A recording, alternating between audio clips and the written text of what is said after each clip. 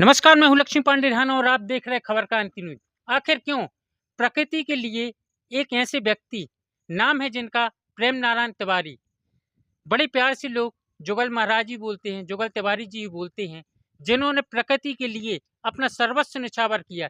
जब आज चर्चा होगी उस मार्ग की जहां लोग पैदल चलने को कतराते थे, तब वहां प्रेम नारायण तिवारी जी यहाँ पैदल चलकर आते थे। आज यहाँ प्रकृति का एक ऐसा नजारा स्थापित किया है, तो चर्चा होगी प्रेम नारायण तिवारी जी से। क्या देखते आने वाली, क्या देखा आपने, किस तरीके से आपको ये जागरूकता मिली? जी, मैं तो प्रारंभ से ही प्रकृति का प्रेमी रहा हूँ और चाहे जंगल में हो, चाहे खेत में हो, अगर रास्ता नहीं तो रास्ता बनवाने की कोशिश भी की है। यहाँ भी पहले रास्ता नहीं थी, आने आवागमन की सुविधा नहीं थी, परंतु महाराज जी की कृपा से यहाँ पर 2 साल पहले ये रास्ता स्वीकृत करा लिया गया ढाना से हिलगंज वाला, जिसमें आज आवागमन की सुविधा हो गई है और सभी हिलगंजवासी, चंदरपुरा, सलैया के आदमी यहाँ से आ रहे हैं, जा रहे हैं ढाना के लिए, जिनसे इस मार्ग में दूसरे मार्गों का लोड कम हो गया है, इन मार्गों में लोड ज़्यादा हो गया है उन पहले वाले मार्गों से। तो इसमें ये है कि अपन तो हमेशा इसलिए अपन ने आज दिमाग में आया कि नहीं,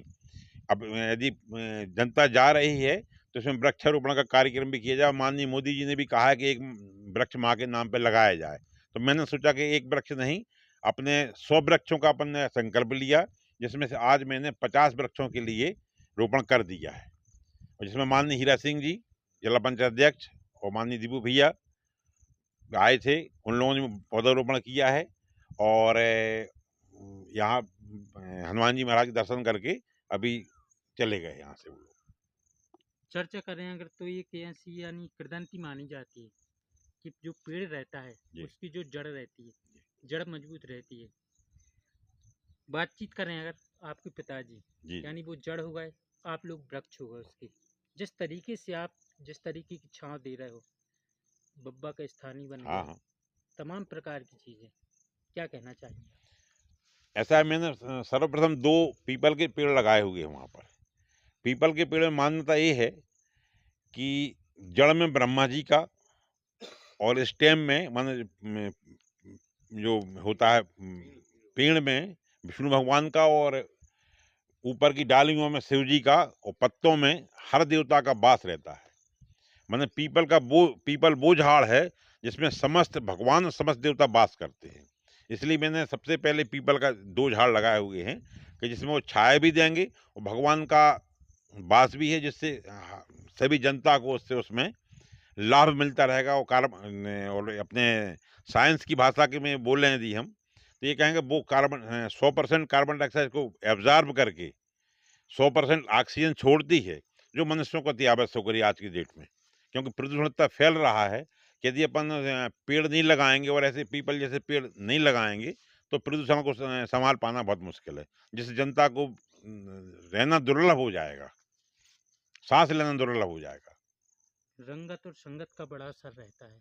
रंगत को देखें, अगर विकास की बात करें तो रैली में आप, जब वो कच्चा रास्ता था तब आप आते थे, हाँ तो जहाँ से निकलने में परेशानी होती हाँ, थी। आज रोड ही बन गए और आपने ऐसा सत्संग जोड़ा कि तमाम चीज़ें यानी आप यहाँ से जैसे ये चमन चौराहा से नीचे आप यहाँ कई मार्ग यहाँ से हो गए निर्मित, कहीं भी जा सकते हैं। लेकिन स्थान को देखते हुए बड़े यानी सुगमता भरा माहौल रहता है। हाँ। नहीं, स्थान तो ऐसा है कि तो हनुमान जी की कृपा है। हनुमान जी का 400-300 वर्ष पुराना यहाँ पे स्थान था। हो सकता है कि हमारे माध्यम से ही उनको यहाँ विराजमान होना रहा होगा। हमें यहाँ आना शुरू हुई जब रिटायरमेंट के बाद में, तो भगवान को विराजमान किया और भगवान विराज गए। जिससे ये हुआ कि अब उनके आने के बाद से तो यहाँ पे मैंने पूरी खुशहाली और जागृति हो गई है इस क्षेत्र की। ना कोई आने में किसी को डर लगता है और ना कोई समय की वो उसमें वो पाबंदी है कि 10 बजे रात में आना, कि 12 बजे रात में आना, 2 बजे रात में आना है। किसी की कोई पाबंदी नहीं बची है और आराम से आदमी आता है और कोई बिना डर के ही आता है। आदमी मोटरसाइकिल से, 4 व्हील से और पैदल में आने में कोई हिचक नहीं बची है। सुबह से लेकर रात में 12 बजे तक कोई नहीं सकता यहाँ पर।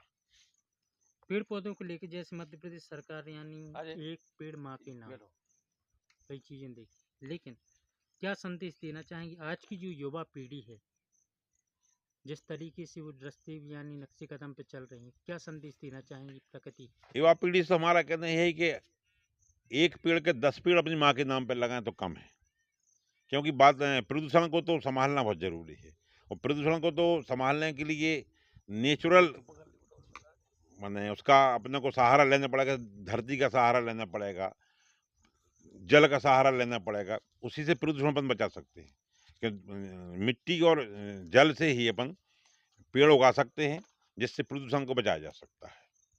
तो ये अति आवश्यक है कि हर आदमी, मोदी जी तो कह रहे हैं कि एक पेड़ माँ के नाम पे, मैं तो कह रहा हूँ एक पेड़ 10 पेड़ माँ के नाम पे लगाएं और उनको किसी तरह बड़ा भी करें। ये भी साथ में लगाते समय संकल्प लें मन में कि अपने को उस पेड़ पौधे को पेड़ बनाना है, और कम से कम जब तक अपन जीवित हैं उस पेड़ में पानी और खाद डलवाने का दायित्व अपने सिर पे रखें।